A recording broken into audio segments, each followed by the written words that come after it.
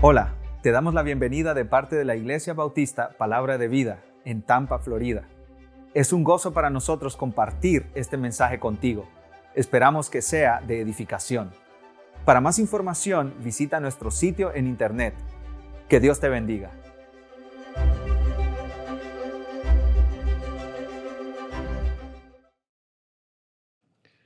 El libro más leído de la historia del cristianismo es, por supuesto, la Biblia. ¿Cuál es el segundo libro más leído de la historia del cristianismo? ¿Lo conocen ustedes? ¿Saben cuál es? Se llama El progreso del peregrino, de John Bunyan, un puritano que vivió en los años 1600. Lo metieron en la cárcel, le quitaron su libertad y mientras estaba en la cárcel, él escribió ese libro. Y es la historia, es una alegoría, es la historia de un sueño. John Bunyan dice, tuve un sueño y en ese sueño vi a un hombre y ese hombre se llama Cristiano. Y Cristiano estaba con un libro en su mano, la Biblia, y con una carga grandísima sobre su espalda. Y él vivía en una ciudad que se llamaba la ciudad de la destrucción. Y ese libro le decía, huye de la ciudad de la destrucción, sal de la ciudad de la destrucción. Y él quería convencer a su esposa, a sus hijos, a su familia, a sus amigos, pero nadie le hacía caso y todos lo tomaban por un loco. Hasta que se encontró con un hombre que se llama evangelista. Y el evangelista le dice, ¿miras ese camino? Síguelo, no te detengas ni a derecha ni a izquierda, vas a tener muchas dificultades, pero vas a llegar a un punto donde esa carga será quitada de tu espalda. La historia continúa y en las luchas, en las dificultades, el hombre llega al pie de una cruz.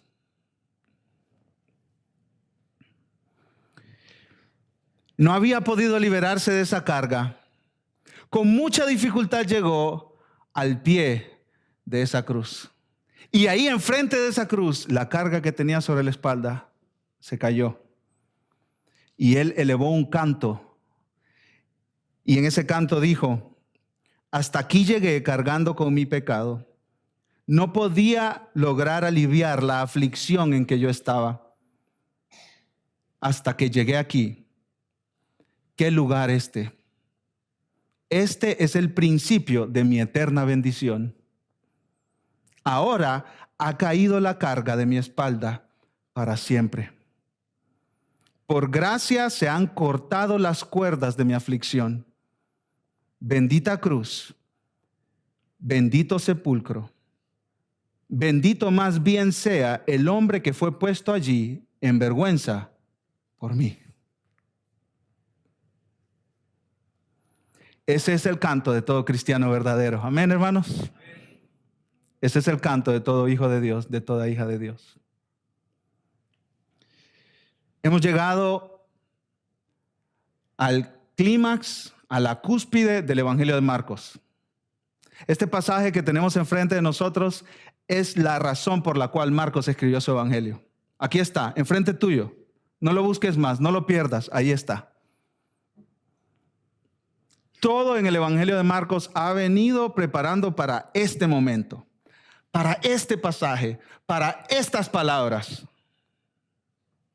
Jesús fue arrestado, juzgado injustamente, condenado a la muerte y ya fue crucificado. Está arriba en la cruz, está clavado a ese madero.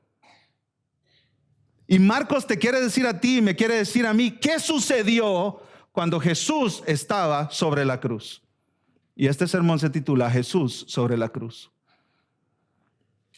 Marcos nos habla en primer lugar de la obra que Cristo completó en la cruz. La obra que Cristo completó en la cruz. Miren conmigo el versículo 33, hermanos.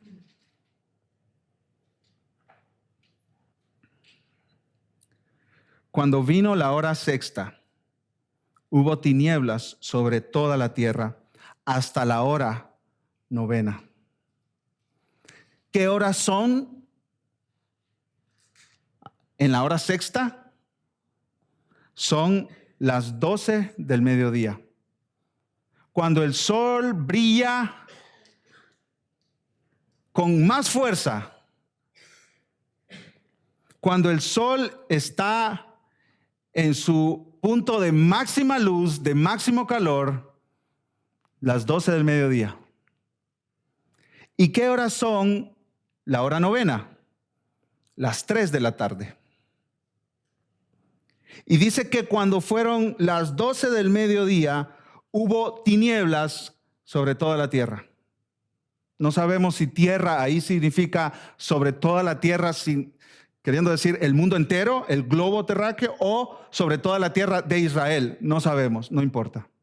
Hubo tinieblas, ese es el punto. 3 horas, tinieblas profundas. Recuerden, hermanos, esta era una semana de fiesta para Israel. Este viernes era un día clave junto con el jueves también. Estaban en el templo matando animales. Todo el mundo estaba yendo y viniendo porque se iba a cenar una cena también especial, igual que la del día jueves. Jerusalén está lleno, cientos de miles de personas ahí. Y hay tinieblas sobre toda la tierra. Se cubre todo Jerusalén, por lo menos, Israel tal vez, el mundo entero quizás, se cubre todo de tinieblas durante 3 horas. Seguro que tuvieron que parar los sacrificios en algún momento para traer luz y seguir matando los corderos. Seguro que los que estaban preparando la cena de esa noche tuvieron que traer luz, ir a comprar aceite para prender las lámparas dentro de la casa, porque hubo tinieblas sobre toda la tierra. ¿Qué significan estas tinieblas? ¿Por qué hubieron tinieblas? 3 horas de ese día viernes. Hermanos, por todo el Antiguo Testamento, las tinieblas llegan cuando Dios está castigando con su juicio y con su ira. Las tinieblas son una imagen concreta de la ira de Dios, del juicio de Dios. Esas son las tinieblas. Pero ¿dónde está eso, pastor, en el Antiguo Testamento? Cuando Dios está castigando a Egipto con las 10 plagas, recuerdan la plaga número 9, ¿cuál es? Tinieblas, y dice Moisés que hasta se podían tocar. Dios está juzgando y está preparando el escenario para matar a todos los primogénitos de Egipto. Tinieblas sobre la tierra. En los profetas como el profeta Amós, se habla de un día que la palabra de Dios le llama el día de Jehová o el día del Señor. Ese es un día de castigo. El día de Jehová es un día de juicio. Y escucha lo que dice Amós, capítulo 5, versículo 20. El profeta hace una pregunta: ¿no será el día de Jehová tinieblas y no luz? ¿Oscuridad que no tiene resplandor? Las tinieblas en el Antiguo Testamento y en la vida de Cristo nos dicen que Jesús viene en juicio. En juicio. 3 veces en el Evangelio de Mateo, Jesús dice que el infierno son las tinieblas de afuera. Las tinieblas de afuera. ¿Por qué tinieblas? Porque cuando hay tinieblas en la Biblia, Dios está viniendo en juicio. Dios está actuando en juicio. Dios está castigando el pecado. Dios, con su ira, que es santa y justa, su enojo justo contra el pecado, Él está castigando la maldad. Y déjenme hacer un paréntesis aquí, porque tal vez tú, al escuchar la palabra ira, no la relacionas con Dios. Tal vez para ti Dios no puede ir acompañado del adjetivo airado. Hermanos, la Biblia nos muestra a un Dios que ama. Primera de Juan, capítulo 4, dice que Dios es amor. Él es su misma esencia. Él es amor. Pero Dios no es solamente amor. Cantábamos hace un momento, santo, santo, santo, porque Dios es 3 veces santo, ¿no es cierto? Y Dios es un Dios que tiene otras características, otras cualidades. Dios es un Dios de misericordia. Dios es un Dios bondadoso. Dios es un Dios de gracia. Y podemos seguir mencionando otras características de Dios. Dios todo lo sabe. Está en todo lugar. Dios es un Dios perfecto. Dios es un Dios eterno. No tiene principio ni fin. Hubo un momento que no existía y empezó a existir. Diferente a nosotros. Y yo puedo seguir aquí horas y horas y horas hablando acerca del carácter de Dios, de las características de Dios. No crees tú en tu mente, no maquines en tu mente, no imagines en tu mente a un Dios que solo es un Dios de amor. Porque ese es un Dios hecho a tu imagen, que no es el Dios verdadero. El Dios verdadero tiene muchas características que las revela Él en su palabra y en la creación. Entonces tú tienes que eliminar los dioses falsos que están en tu mente, que tú te has creado para ti mismo, que se parecen más a ti que al Dios de la Biblia. Y tienes que venir a la Biblia y decirle: Dios, yo te quiero conocer. Por eso leemos la Biblia. Y recomiendo que leas la Biblia todos los días. Porque al leer la Biblia tú estás exponiéndote a lo que Dios dice de sí mismo. ¿Cómo es Dios? ¿Cómo es Él? Y todos sus atributos funcionan perfectamente todo el tiempo al unísono. No hay un momento en que Dios sea amor y no sea misericordia, o justo y no santo. Él es 100% amor y 100% airado y 100% justo y 100% santo, etcétera, etcétera, etcétera, todo el tiempo. Él actúa como un todo en un conjunto, todos sus atributos perfectamente expresados todo el tiempo. Y la Biblia dice que Él es un Dios de ira. Es un Dios airado. Salmos, capítulo 7, dice que Dios está airado contra el pecador todos los días. Nahum capítulo 1 dice: ¿quién podrá pararse ante la ira de Dios? Una ira justa, una ira santa, una ira amorosa.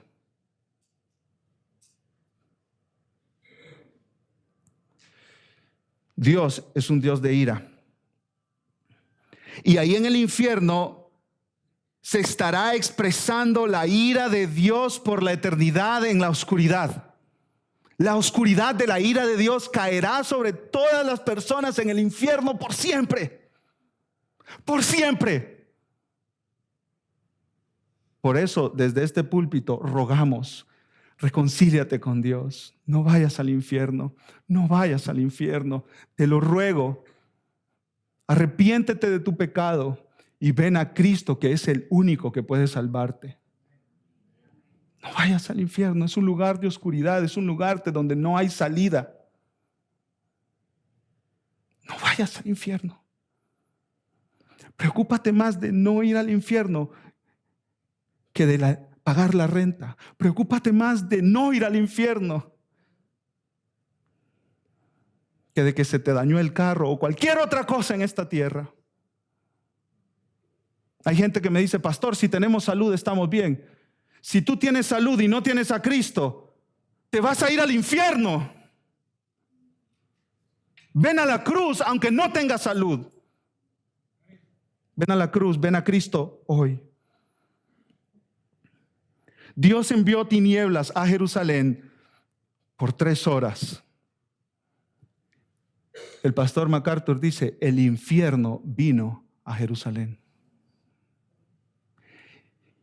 Y no solo un infierno, sino millones de infiernos, millones de eternidades de infiernos. Esas 3 horas cayeron ahí sobre Cristo. El infierno vino a Israel, a Jerusalén, al Calvario, a la cruz, sobre el Hijo de Dios. Y en 3 horas de infierno, Cristo pagó por eternidades de infiernos de millones de sus hijos, de sus hijas, de sus redimidos.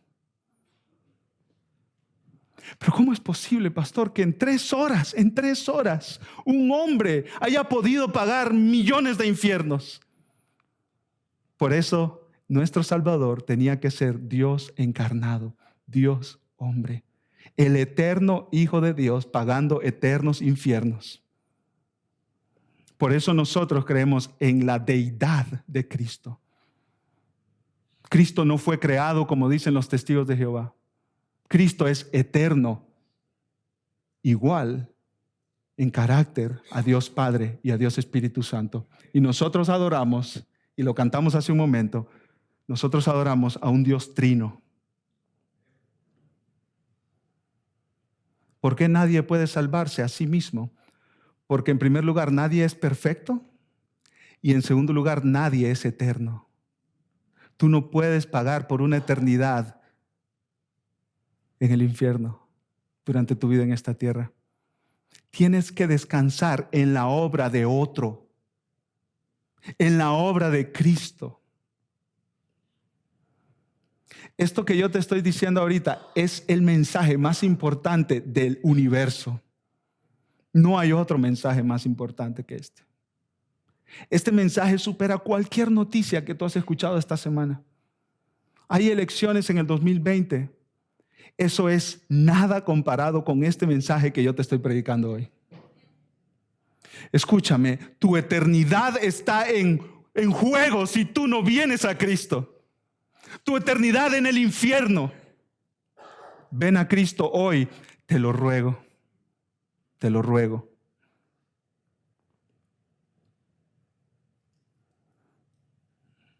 J.C. Ryle dice que la oscuridad ocasionada por nuestro bendito fiador en la cruz solo duró 3 horas. Pero las cadenas de las tinieblas que atarán a todos los que rechazan su obra en la cruz y su muerte serán eternas. En la cruz, Cristo colgado ahí recibió la ira de Dios por el pecado de todos aquellos que han creído y que creerán en Él. Ahí colgado en la cruz bajaron las tinieblas, el juicio, la ira de Dios, el infierno eterno de los salvos vino a Jerusalén, vino a la cruz, vino al Calvario, cayó sobre Cristo para que no caiga sobre ti, para que no caiga sobre ti, para que no caiga sobre ti. ¿Por qué tienes que predicarle el evangelio a tus hijos? Para que esas tinieblas eternas no caigan sobre ellos. A tu papá, a tu mamá, a tu compañero de trabajo, a tu vecino. Versículo 34. Y a la hora 9, Jesús clamó a gran voz diciendo: Eloi, Eloi, lama sabactani, que traducido es: Dios mío, ¿por qué me has desamparado? Pastor MacArthur otra vez dice: no hay palabras apropiadas para capturar la realidad sobrenatural de lo sucedido en la cruz. Pastor Sujel Michelén dice: este es el tipo de pasaje que ningún predicador podrá explicar de una forma ni siquiera medianamente satisfactoria. Se cuenta que Martín Lutero estaba leyendo este versículo: Dios mío, ¿por qué me has desamparado? Y estuvo horas ahí enfrente de su Biblia. Y luego empujó el escritorio y dijo: ¿quién puede entender este misterio? Dios desamparó a Cristo para no desampararte a ti. Dios le dio la espalda a su santo Hijo para no darte la espalda a ti. Dios volvió su rostro de Cristo para mirarte a ti, para que tú lo conozcas, para que tú seas reconciliado con tu Creador por la eternidad. Por la eternidad.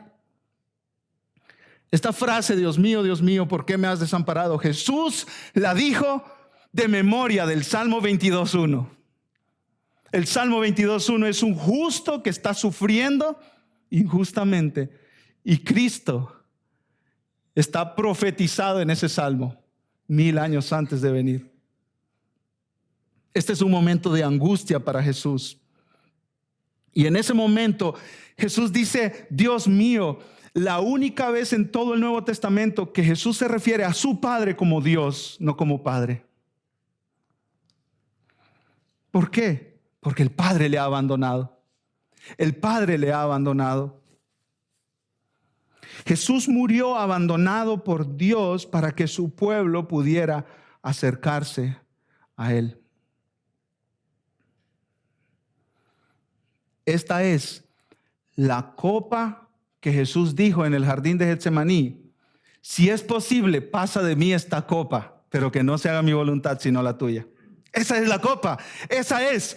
¿Cuál copa? La ira de Dios por el pecado de millones de hombres y mujeres redimidos por el Cordero de Dios que quita el pecado del mundo. Esa es la copa. Y Jesús la bebió hasta la última gota. Me encantan estas palabras de un pastor que dice: Jesús tuvo que beberse esa copa de ira santa y justa sin una gota de misericordia, para que nosotros hoy podamos disfrutar de la copa de la salvación sin una gota de ira. Hermanos, para los que están en Cristo ya no hay condenación. Ya no hay. ¿Tú pecaste ayer? Ya no hay condenación si tú estás en Cristo. ¿Fue grave tu pecado ayer? Ya no hay condenación para los que están en Cristo. Ya no hay. Hemos sido justificados, santificados y purificados, cubiertos con la justicia de Cristo. Esa justicia, esa perfección de Jesús se nos regaló por fe en el Hijo de Dios. Versículo 35. Y algunos de los que estaban allí decían al oírlo: mirad, llama a Elías. Como que las palabras Eloi, Eloi tienen relación con Elías. Ellos escucharon bien lo que Jesús estaba diciendo. Ellos sabían el idioma que Jesús hablaba. Lo único que están haciendo ahora es una burla de Cristo. Elías era como hoy en día el santo patrón de los que estaban en problemas. En Israel, si estabas en problemas, llamabas a Elías: Elías, ayúdame. Y Elías llegaba por tu auxilio. Se están burlando de Jesús. Versículo 36. Y corrió uno y empapando una esponja en vinagre y poniéndola en una caña, le dio a beber diciendo: dejad, veamos si viene Elías a bajarle. Mira, que aguante vivo con este poquito de agua para ver si viene Elías. Es una burla de Cristo. Del Cristo que está sufriendo el infierno de los pecadores. Versículo 37. Mas Jesús, dando una gran voz, expiró. Hermanos, este pasaje es muy importante si queremos entender la cruz. Los crucificados morían lentamente hasta caer en coma y morir. No morían con un gran grito. No. Ellos se iban debilitando, quedaban casi sin respiración, sin oxígeno en sus pulmones por la posición, colgados en la cruz. Se desmayaban y fallecían estando desmayados. Pero cuando Marcos dice ahí que gritando, echando una gran voz, quiere decir que Jesús todavía tenía fuerza en su cuerpo como para gritar fuerte, una mega voz, un megáfono. Esa es la palabra en el idioma original.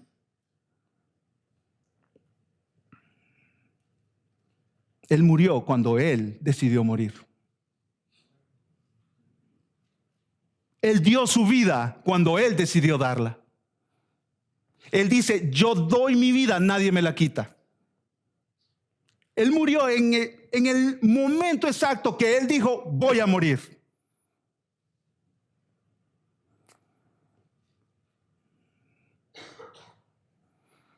Jesús dijo al Padre, y esto lo aprendemos en otro de los evangelios: en tus manos encomiendo mi espíritu. Él dio su vida literalmente por ti. Él no murió como un proceso natural de alguien desangrado o que no podía respirar. No, Él dio su vida. Es como que si yo decidiera ahorita caer muerto aquí. Yo decido y caigo muerto.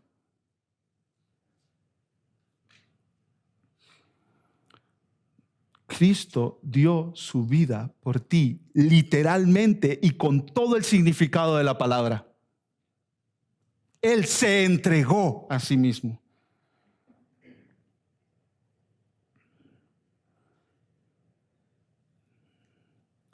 Versículo 38. Entonces el velo del templo se rasgó en dos, de arriba abajo. El velo del templo, según historiadores, era tan grueso y tan fuerte que no podía ser roto ni tan siquiera por dos caballos fuertes alando en direcciones opuestas. El velo no era una cortinita de las que nosotros tenemos en nuestras casas hoy en día. Eran capas y capas y capas y capas de pieles de animales. Un techo de ese templo altísimo. Y el verbo en el idioma original, esto es importante, es un verbo pasivo. ¿Qué quiere decir eso? Debería leerse en el versículo 38, entonces el velo del templo fue rasgado en dos. Alguien lo rasgó porque el velo no se puede rasgar solo. Dios rasgó el templo de arriba hacia abajo. Dios rasgó el velo del templo de arriba hacia abajo. ¿Qué significado tiene eso, hermanos? Ahí adentro de ese templo estaba la presencia santa de Dios. Y solo podía entrar un sacerdote una vez al año para esparcir sangre en una tabla de oro que se llamaba el propiciatorio. El concepto era cuando Dios miraba esa sangre, Él decía, ya alguien murió y el pecado está cubierto, el pecado de mi pueblo está cubierto. Ahí habitaba la presencia de Dios, pero solo tenía acceso un hombre una vez al año. Y cuando Dios rompió ese velo, todo hombre, mujer, judío o gentil, rico o pobre, educado sin educación, niños, jóvenes, adultos y ancianos, todo hombre y toda mujer puede tener acceso a la presencia de Dios. Ya no hay obstáculo. Ya se quitó. Dios lo quitó. Dios lo quitó. Y en Hebreos dice, ya el velo del templo ya se rompió. Acérquense al trono de la gracia. Acérquense. Es el Dios santo invitando a rebeldes pecadores a acercarse a Él. El Dios que es tan santo que no puede ver el pecado. Está invitando a pecadores, vengan, vengan. Cristo abrió el camino para que nosotros podamos llegar al Padre. El velo del templo fue roto. ¿Cómo podemos aplicar esta verdad a nuestras vidas, mi hermano? ¿Cómo podemos aplicar esta verdad a nuestras vidas? De mil maneras, amados hermanos, de mil maneras. Hemos venido insistiendo por semanas. Esposos, ¿amas a tu esposa como Cristo a la iglesia que se dio por ella? Hasta este punto. Hemos venido insistiendo por semanas. ¿Amas a la iglesia como Cristo la amó? Porque gente dice, oh, yo amo a Jesús, pero no amo a la iglesia. Me comprometo con Jesús, pero con la iglesia no. No, Cristo hizo esto por su iglesia. Tú no puedes ser indiferente a la iglesia, hermano. No puedes. Y tú dices, pastor, a mí la que me gusta es la iglesia universal, porque la local es mucho drama, mucho problema. No, Cristo murió por creyentes individuales y específicos que se reúnen en iglesias locales para la gloria de Dios. Tú no puedes ser indiferente a la iglesia local. Ahora, yo quiero llevar esta verdad a una aplicación muy importante para nosotros, para ti, para mí, para esta iglesia, para tu familia. Vamos a Romanos capítulo 8, versículo 32. Romanos capítulo 8, versículo 32.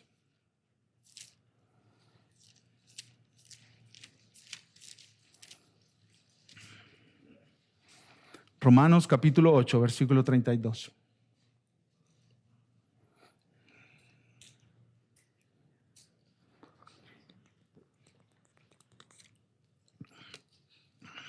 ¿Lo tienes, mi amado hermano, mi amada hermana? Dice así la palabra de Dios: el que no escatimó ni a su propio Hijo, sino que lo entregó por todos nosotros. Aquí hay una pregunta: ¿cómo no nos dará también con Él todas las cosas? Todas las cosas. Pablo está hablando del pueblo de Dios, los salvos, los redimidos, los predestinados, los escogidos, los santificados. Y Pablo está diciéndoles a los hombres y mujeres que creen en Cristo: hey, Dios dio a su Hijo por ti. Dios lo entregó. No lo escatimó. No te lo negó.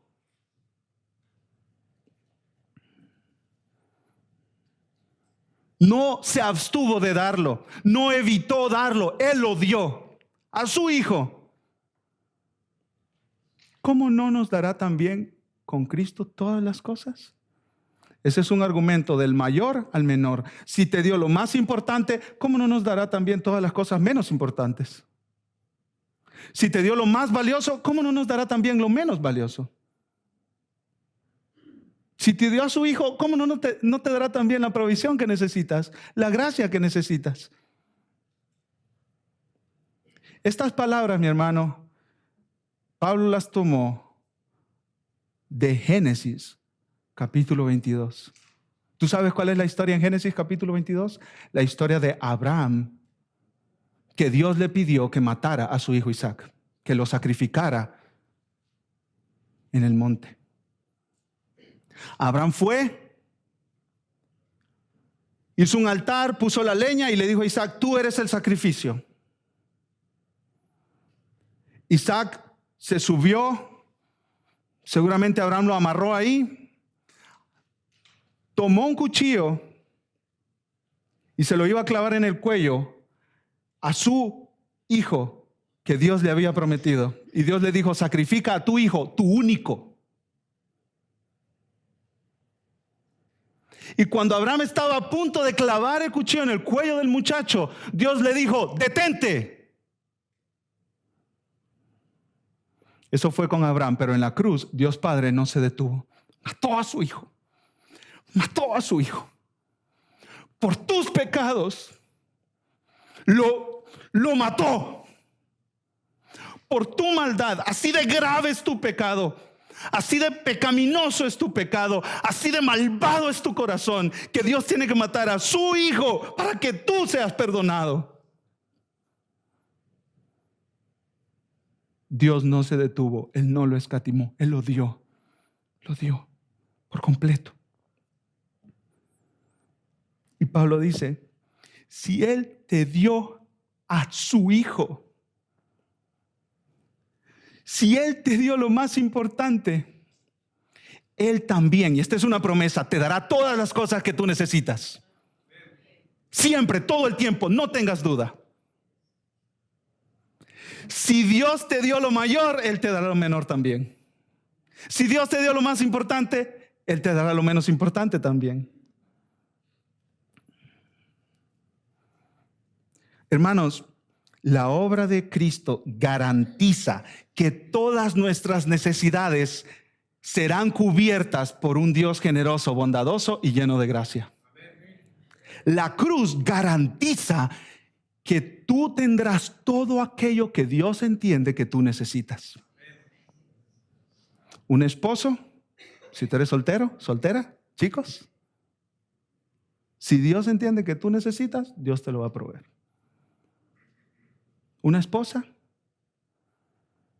un trabajo, provisión económica,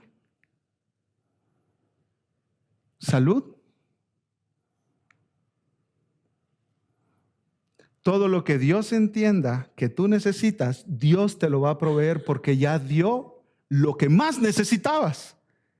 Si Él dio lo que más necesitabas, ¿cómo no te va a proveer todas estas cosas? Es una invitación a confiar en Dios, ¿no es cierto? A caminar por fe. Es una invitación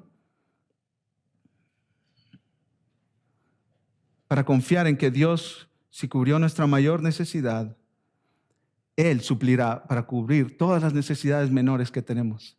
Y te digo, todas las necesidades después de Cristo son menores.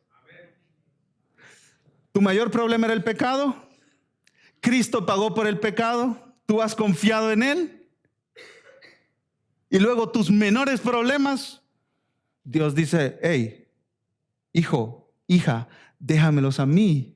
Yo te voy a proveer para todo lo que tú necesitas. Yo te voy a proveer. Yo te voy a proveer gracia si viene una situación difícil.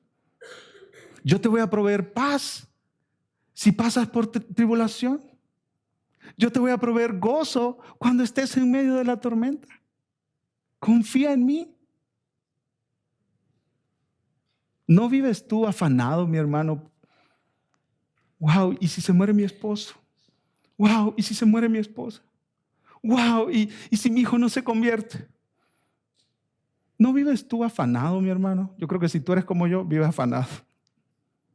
¿No vives tú afanado? ¿Qué voy a hacer si esto pasa, si aquello pasa, hermano? Si Dios proveyó a Cristo, te va a proveer lo que tú necesites mañana.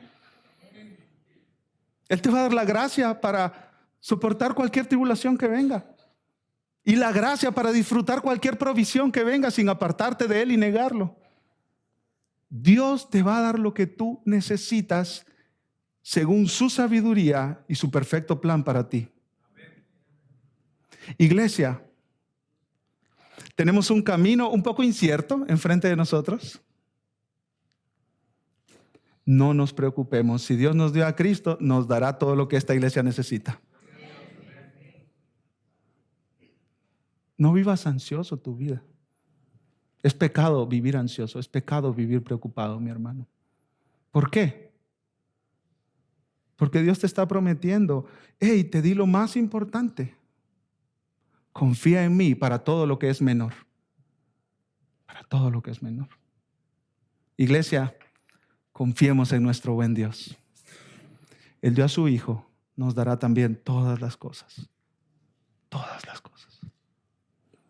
Regresemos al Evangelio de Marcos.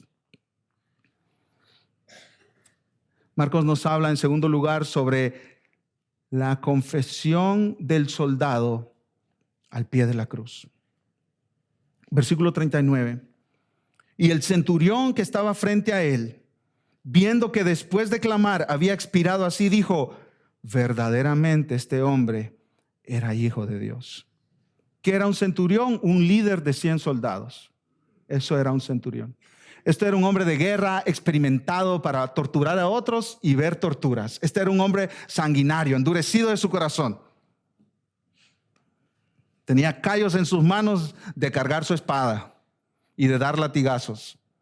Algunos comentaristas dicen que incluso este centurión estuvo con Jesús desde su arresto en la madrugada y vio todo lo que hicieron con Jesús en sus juicios, en la golpiza que le dieron, en los latigazos, y él estaba encargado de crucificarlo también.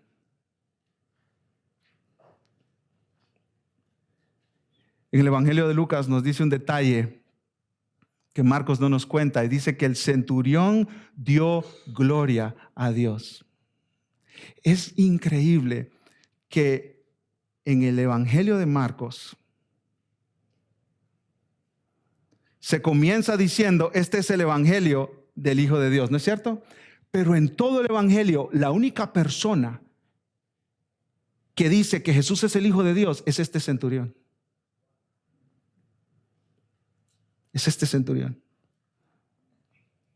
Ahí tienes el segundo convertido después del ladrón en la cruz, en el tiempo después de que Jesús murió.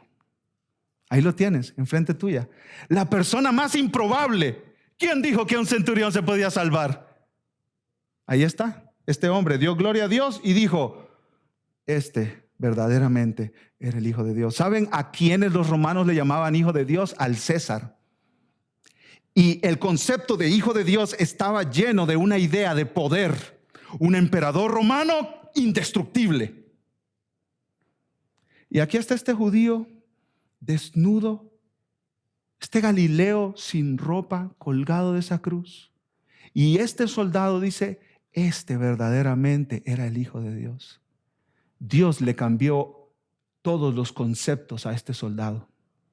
Dios le cambió a este soldado todos los conceptos, porque el concepto, antes de ver a Cristo en la cruz muriendo, el concepto de este soldado es que solo César era el Hijo de Dios. Solo el emperador romano con toda su gloria, su fuerza, su ejército. Y aquí está este judío desnudo colgado en esa cruz. Y este centurión dice, este soldado dice, este es. El evangelio pone todo al revés. El débil colgado en la cruz es el más poderoso del universo. El que da todo es el que recibe todo. El que sufre más es el que va a la gloria y recibe el trono. El evangelio pone de cabeza al mundo entero.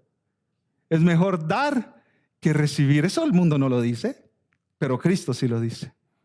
El que muere, entonces vive. El que pierde su vida, la encuentra. El que deja todo, lo tiene todo.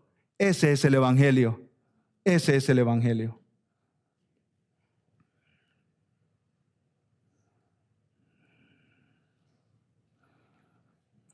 Y un pastor dice, como aplicación, Marcos te pone la historia del centurión aquí para preguntarte, ¿y qué de ti?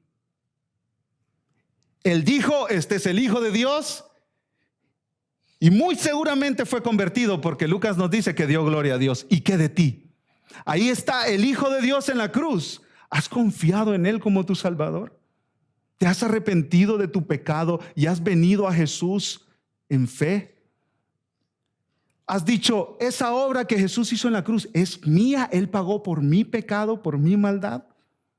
Si no es así, yo te ruego hoy que sigas los pasos de este centurión y digas, ese es el Hijo de Dios. Él es el único que me puede reconciliar con Dios. Veamos para terminar, en tercer lugar, las mujeres que estuvieron cerca de la cruz. Versículo 40. También había algunas mujeres mirando de lejos, entre las cuales estaban María Magdalena, María la madre de Jacobo el menor y de José y Salomé. Versículo 41, quienes cuando él estaba en Galilea le seguían y le servían, y otras muchas que habían subido con él a Jerusalén. Hermano, este es un detalle que no se nos puede pasar por alto. ¿Quiénes son los más famosos seguidores de Jesús en su tiempo de ministerio? Los 12 discípulos, ¿no es cierto? 12 hombres. Y nosotros nos imaginamos a Jesús con esos 12 hombres detrás de él por todos los pueblos, por todas partes, y solo esos 12 hombres básicamente. Pero Marcos nos deja ver que hay un grupo de mujeres seguidoras de Jesús que lo acompañaron todo su ministerio, le sirvieron. Incluso Lucas nos dice que ellas sostuvieron económicamente a Cristo. En un mundo donde la mujer era avergonzada y dejada en la casa, en un mundo donde en los tribunales no se consideraba la palabra de la mujer, un juez no aceptaba el testimonio de una mujer. En un mundo donde se menospreciaba a la mujer, Cristo llega y les da un lugar de honor y de privilegio. Aquí, en Marcos 40, 41, no están los discípulos, hermano, hermana. El valiente Pedro que dijo que si tú vas a la muerte, yo voy contigo. El valiente Pedro no está cerca. El Evangelio de Juan nos dice que él estaba ahí con la madre de Jesús y Jesús le encargó el cuidado de María a Juan. O sea que por lo menos Juan estaba por ahí. Pero ¿y los demás discípulos y los demás hombres valientes que van hasta la muerte con Jesús no están por ahí? ¿Quiénes son las que están? Un grupo de mujeres. Ahora, piensa en esto, hermano. Los hombres no mostraban sus piernas en la cultura judía del primer siglo. Era una vergüenza. Y Jesús está colgado ahí, desnudo o prácticamente desnudo. Y estas mujeres de la vergüenza, y Marcos dice, de lejos, mirando de lejos, a su Salvador, a su Señor, al que le han servido por 3 años. Él está ahí colgado en la cruz. Y esas mujeres fieles ahí, aguantando ver a su Salvador desangrarse y muriendo. Ahí están estas mujeres fieles. María Magdalena, que Jesús sacó demonios de ella. ¿Por qué María Magdalena? Porque era de una ciudad que se llamaba Magdala. Ahí está Salomé, seguramente Salomé era la mamá de Jacobo y de Juan. Posiblemente tía de Jesús, porque era hermana de María. Ahí están esas mujeres, cerca de la cruz, fieles a Jesús. Ahí están esas madres, fieles a Jesús. Ahí están esas mujeres que dicen que es el sexo débil, ¿no es cierto? Fieles a Jesús. Qué bendición son las mujeres para la causa de Cristo, hermanos. Mira que Cristo le dio el privilegio a estas mujeres de verlo morir, de ir primero al sepulcro y de verlo primero resucitado. Esposo, cuida a tu esposa, valórala, dignifícala. Se cree que la Biblia es machista, ¿no es cierto? Mira, no aceptan pastores, deben ser unos machistas. No aceptan pastoras, deben ser unos machistas. No hay religión en el mundo que dignifique y honre a la mujer como Cristo lo hizo. No hay. No la busques porque no hay. La mujer es dignificada, respetada, honrada, elevada a una posición como debe de estar, al lado del hombre, trabajando en armonía según Dios lo diseñó. La mujer no es menos, la mujer no es inferior, la mujer es digna. Somos diferentes, pero la mujer es digna, honrada, honorable. Gloria a Dios por el ministerio de las mujeres, ¿no es cierto? Gloria a Dios por esas madres que no se cansan de estar al pie de la cruz llamando a sus hijos a venir a la cruz también. Gloria a Dios por esas mujeres que no se cansan de ayudar a sus familias a recordar el evangelio todo el tiempo. Gloria a Dios por esas mujeres que trabajan por la causa de Cristo. El cristianismo no es solo para hombres. Solo hombres pueden ser pastores. No porque yo lo digo, no porque yo lo quiero, porque Dios lo diseñó así en la Biblia. Solo hombres pueden ser líderes de su hogar, no porque yo lo digo, sino porque Dios lo diseñó así en la Biblia. Pero eso no significa, hermanos y hermanas, que la mujer es inferior, de ninguna manera. Hay dignidad en la mujer. Dice el pastor Andrew Birch que esas pocas palabras, otras muchas mujeres que habían subido con él a Jerusalén, en esas cortas palabras hay un viaje de más de 100 kilómetros a pie.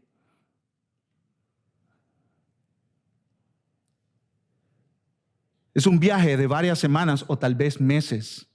Y ahí están esas mujeres fieles siguiendo a Cristo. Porque si tú eres una mujer, Dios te dignifica, aunque tu esposo no te haya respetado ni un día de toda tu vida de matrimonio. Si tú eres una mujer, Dios te dignifica, aunque tus hijos te falten el respeto todos los días. Dios te dignifica y tú puedes seguir siguiendo a Cristo con fidelidad, siguiendo los pasos de estas mujeres.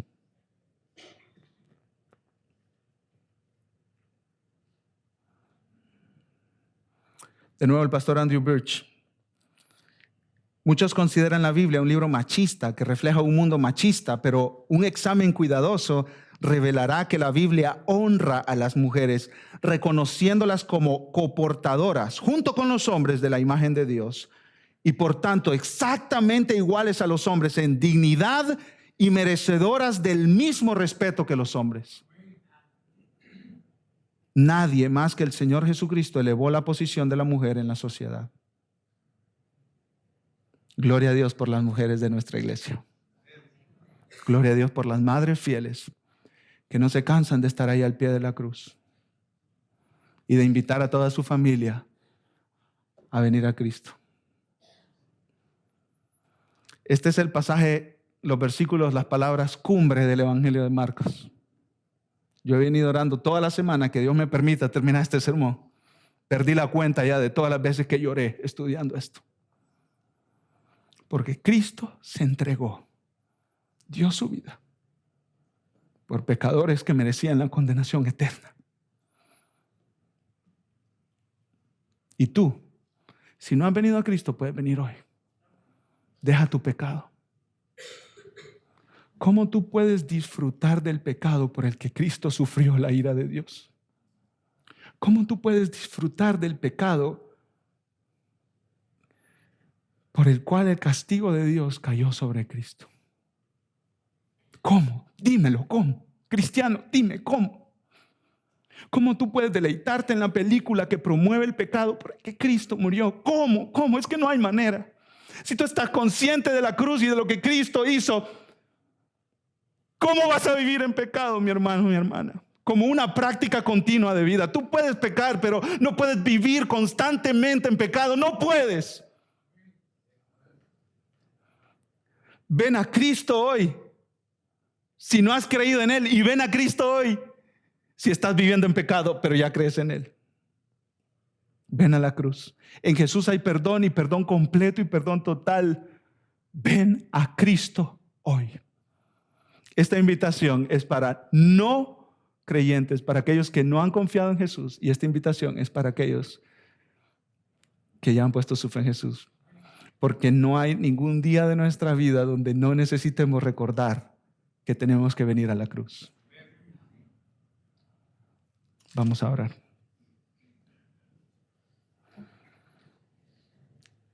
Parecía a Dios que ahí en la cruz estaba un fracasado judío galileo, el Nazareno. Parecía que estaba un fracasado ahí sin sus mejores amigos rodeándole para acompañarlo en ese tiempo de tanta dificultad. Parecía que la misión había fallado.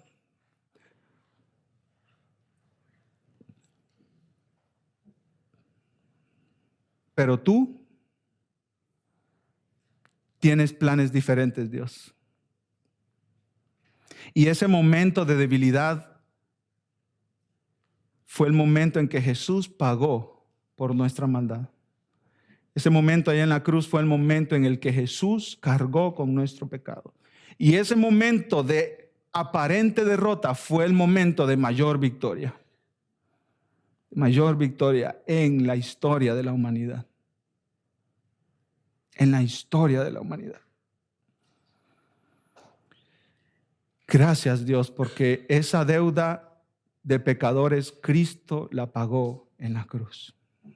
Cristo la pagó toda, completa. No hay ningún pecado pasado que no haya sido pagado en la cruz. Y no hay ningún pecado futuro que no haya sido también pagado en la cruz de aquellos que conocen a Cristo como su Señor y Salvador. Gracias porque nosotros podemos llevar nuestra culpa a la cruz, nuestros pecados a la cruz. Nosotros podemos llevar nuestra maldad a la cruz, nuestras palabras malas a la cruz, nuestros pensamientos perversos a la cruz. Y ahí encontraremos perdón y gracia. Porque como leíamos en Isaías 55, tú eres amplio en perdonar. Amplio en perdonar. Gracias por la cruz, Señor. Ahí al pie de la cruz se nos cayó la carga de nuestro pecado y se nos regalaron las ropas perfectas de Cristo. Y ahora estamos cubiertos por su santidad y su perfección, limpios. Y tú nos ves como mirabas a tu Hijo Jesús, como miras a tu Hijo Jesús. Gracias, Señor. Tal vez tú te estás preguntando, ¿cómo? ¿Cómo? ¿Cómo yo puedo conocer a este Cristo? ¿Cómo yo puedo conocer a este Salvador? Dice la Biblia que reconozcas tu pecado, que te arrepientas de tu pecado, que le des la espalda a tu pecado y vuelvas tu rostro a Dios. En fe, como un hambriento hombre, como una hambrienta mujer que no tiene nada para conseguir comida, extiende tus manos porque Dios te está dando la comida que te va a saciar para siempre. Extiende tus manos, di, recibo ese regalo que tú me das de la salvación que Cristo compró en la cruz para mí. Si tú entiendes que Dios ha estado trabajando contigo, no te puedes quedar callado. Como el centurión, tú vas a decir, ese verdaderamente es el Hijo de Dios, y le vas a dar gloria a Dios. Si tú entiendes que Dios ha estado trabajando en tu vida, háblalo. Dile a un creyente maduro que tengas cerca para que te ayude a seguir a Cristo. No te quedes callado. Y te voy a decir por qué no te quedes callado, porque no te puedes quedar callado. Ven a Cristo hoy, no mañana, hoy. Si tú esperas a mañana, puede haber un infierno esperándote a ti. Una oscuridad eterna de la cual nunca nadie se podrá salvar si llega a ella. Ven a Cristo hoy.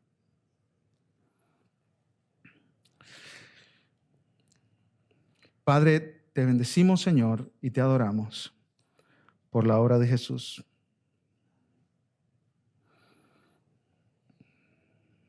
Mantén en nuestra mente esta semana la cruz.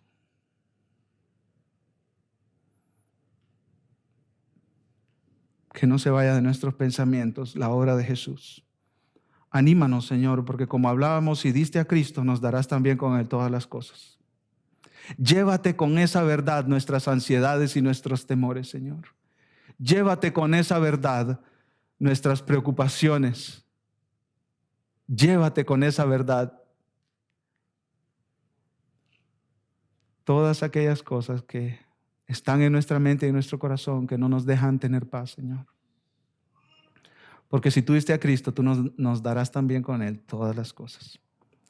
A ti te bendecimos, Señor, y a ti te adoramos. En el nombre de Jesús. Amén.